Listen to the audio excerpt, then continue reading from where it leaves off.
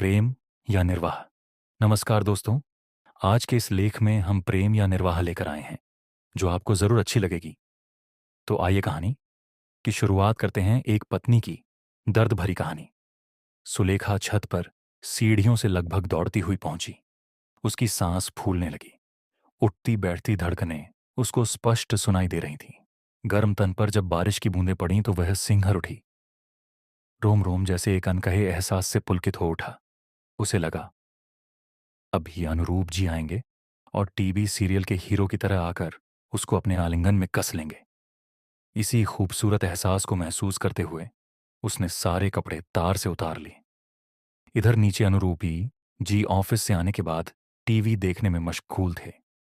सुलेखा कपड़े दोनों बाहों में भरकर नीचे ले आई। एक उछली सी नजर से अनुरूप जी ने उसकी तरफ देखा और फिर से टीवी स्क्रीन पर नजरें चिपका लीं। मुझसे अच्छी हर चीज है, चाहे अखबार हो, टीवी हो या किताब। सुलेखा मन ही मन बड़बड़ाई। वह थोड़ा सटकर उनके पास बैठ गई। तभी जेठानी का बच्चा आ गया। चाचू, आज मेरे लिए चॉकलेट नहीं लाए? उसने रोते हुए तोतली जुबान से कहा। अभी चल रहा हूं। कहते हुए उसने बच्चे को गोद में बैठा लिया और निकल गया बाहर बच्चे को चॉकलेट दिलाने। सुलेखा ने गहरी सांस ली। अब उसके मन के रोमांटिक भाव काफूर हो चुके थे। फिर से मन पति के पीछे दौड़ने लगा।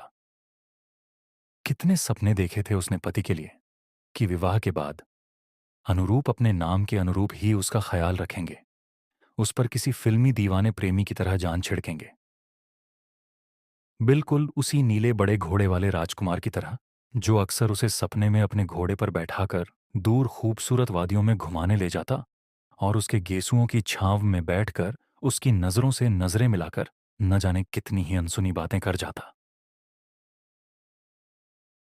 बहू, आज खाने में कुछ हल्का सा बना लेना, ज्यादा गरिष्ठ भोजन ठीक नहीं रहेगा रात में। सुनकर सुलेखा चुप रह गई और प्रत्युत्तर में बस गर्दन ही हिलाई। सुलेखा सोचने लगी, रात के व्यक्तिगत पलों में अनुरूप के पास उड़ेलने के लिए प्रेम का अथाह समुद्र होता है जो भोर होने से पहले ही सूख जाता है और उस दलदल में सुलेखा का वजूद जैसे कहीं खो सा जाता है। प्रेम भी अजीब सा होता है, बस थोड़े से ही में खुश। प्रियतम अगर प्रेम भरी निगाह निगाह से मिला ले तो सारे सिकवे गिले और दुख दर्द दूर हो जाते हैं। लेकिन ऐसा प्रेम जिसे वासना के अतिरिक्त और कुछ नहीं कहा जा सकता, वह नाभि के नीचे से ही शुरू होता है। आंखों से उसका कोई लेना देना नहीं। दो पल हाथों में हाथ डालकर साथी के साथ चार कदम चलना जैसे कदमों को नई ऊर्जा से भर देता है। धीरे धीरे सुलेखा का मन पीछे को खींचने लगा, क्योंकि प्रेम एक जगह एक बंधन में रुकता ही कहाँ है।